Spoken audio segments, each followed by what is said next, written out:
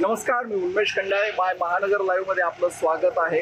आज मुख्यमंत्री लाडकी बहीण योजनेचा कार्यक्रम, या सगळ्या योजनेचा प्रचार आणि प्रसार करण्यासाठी आणि या लाभार्थ्यांच्या भेटीसाठी मुख्यमंत्री आज छत्रपती संभाजीनगर शहरामध्ये येणार आहेत आणि त्यासोबतच उपमुख्यमंत्री देवेंद्र फडणवीस, उपमुख्यमंत्री अजित पवार हे देखील येणार आहेत. लाडकी बहीण या शासकीय कार्यक्रम होत आहे. यासाठी माननीय मुख्यमंत्री व दोन्ही माननीय उपमुख्यमंत्री या कार्यक्रमाला हजर राहणार आहेत.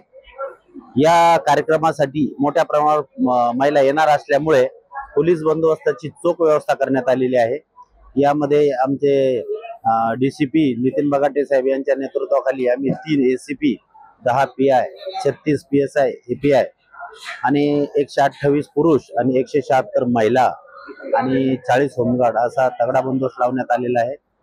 लाडक्या बहिणींना कोणत्या प्रकारचा त्रास होणार नाही याचे सर्व बंदोबस्तचे अधिकारी कर्मचारी दक्षता घेणार आहेत. या निमित्तानं छत्रपती संभाजीनगर मधील सगळे चौक हे सजलेले आहेत.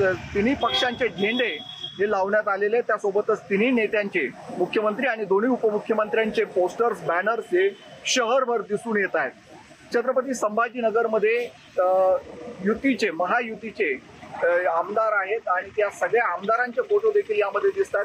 शिवसेनेचे 5 आमदार आहेत, तर भारतीय जनता पक्षाचे 2 आमदार आहेत आणि तिन्ही पक्षांचे नेते आज येणार आहेत. आणि एक प्रकारे विधानसभा निवडणुकीचं हे शक्ती प्रदर्शन असणार आहे. नेमक्या किती महिला या कार्यक्रमाला उपस्थित होतात आणि कशा पद्धतीनं त्यांना आवाहन केलं जातं हे आज पाहावं लागणार आहे.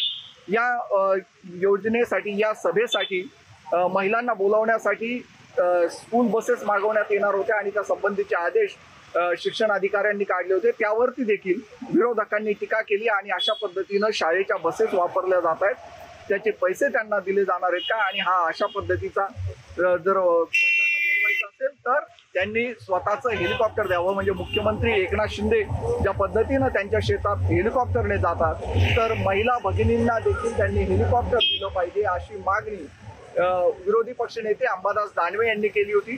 त्यांच्या या वक्तव्यावरती आज मुख्यमंत्री काय उत्तर देतात हे पाहणं देखील महत्त्वाचं ठरणार आहे.